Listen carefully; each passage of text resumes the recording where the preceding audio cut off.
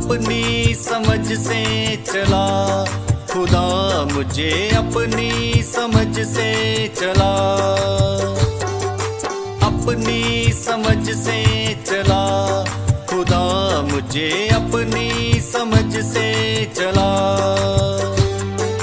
मेरे कर्म बुरे हैं खुदाया, मेरे कर्म बुरे हैं खुदाया, तेरा कर्म है भला। अपनी अपनी आप सबको जय मसीह की। फिर से आज के सुबह के समय पर एक वचन और एक छोटी सी विचार के साथ आपके बीच में मैं हाजिर हूँ। आज की हमारी थोड़ी देर की मनन के लिए नीति वचन 3 अध्याय उसकी 5 और 6 आयत हम पढ़ेंगे। तू अपनी समझ का सहारा ना लेना, वरन संपूर्ण मन से यहोवा पर भरोसा रखना, उसी को स्मरण करके सब काम करना, तब वह तेरे लिए सीधा मार्ग निकालेगा। प्रभु के वचन के अंदर राजा सुलेमान सबसे बुद्धिमान और ज्ञानी माना जाता है। उनकी बुद्धि और ज्ञान प्रभु के ओर से उनको गिफ्ट में मिली है। और आज सुबह के समय पर 3 अध्याय उसके 5 और 6 आयत हमने रखा है। 3 अध्याय युवकों को सलाह देते हैं। This chapter focuses on giving advice और counsel to the young people. लेकिन आज इस सुबह के समय पर ना केवल मैं युवकों से एड्रेस कर रहा हूं, मेरी आज की वचन है हम सबके लिए है। अगर आप परिवार की हैं, नौकरी कर रहे हैं, प्रभु की सेवा में हैं या किसी भी प्रकार के जॉब में हैं, हम सब चाहते हैं कि हमारे मार्ग, रास्ता, काम जल्दी हो जाए, सीधा हो जाए, उसमें कोई भी टेढ़ापन ना हो जाए। और मार्ग सीधा हो सकता है। कैसे हो सकता है?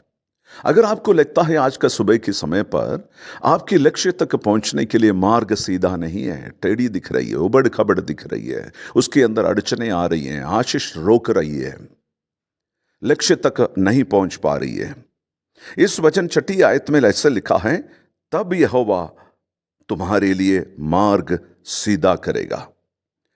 तब जब कहते हैं, इसका मतलब है ये शर्तों में है।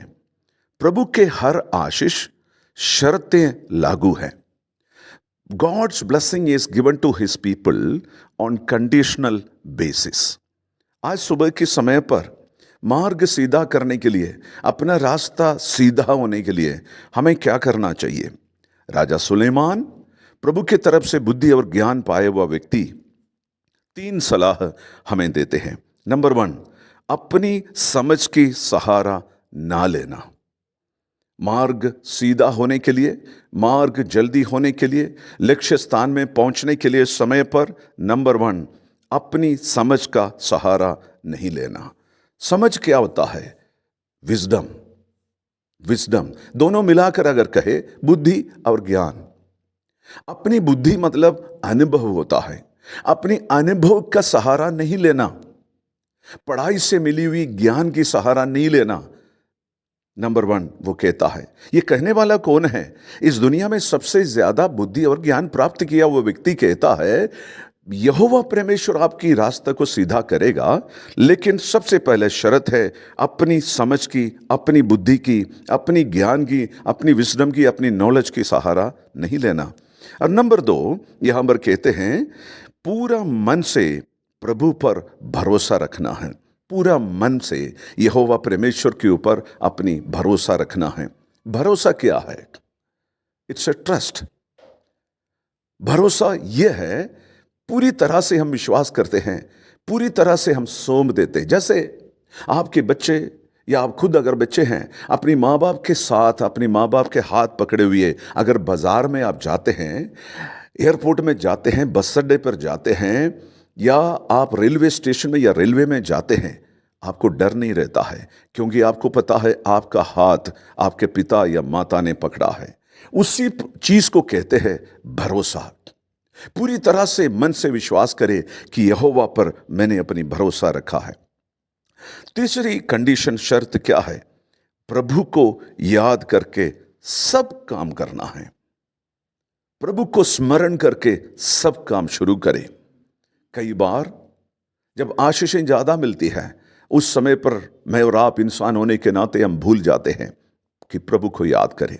हमें याद रखना है, हर एक उत्तम दान यहोवा परमेश्वर की ओर से मिलती है, लेकिन अक्सर हमारे जीवन में यहोवा परमेश्वर को याद करना हम भूल जाते हैं। दिन के सुबह के समय पर, हर एक स्टार्टिंग में, हर एक शुरुआत के समय पर, हर एक आरंभ के समय पर प्रभु को याद करें। आज का काम आपका क्या है? आज की डिफिकल्ट जॉब आपके लिए क्या है? आज की लक्ष्य आपके सामने क्या है?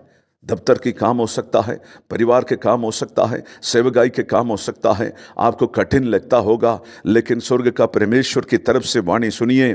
यहोवा परमेश्वर आपका रास्ते को सीधा करेगा। यहोवा परमेश्वर आपकी मंजिल को सीधा करेगा, जल्दी में करेगा।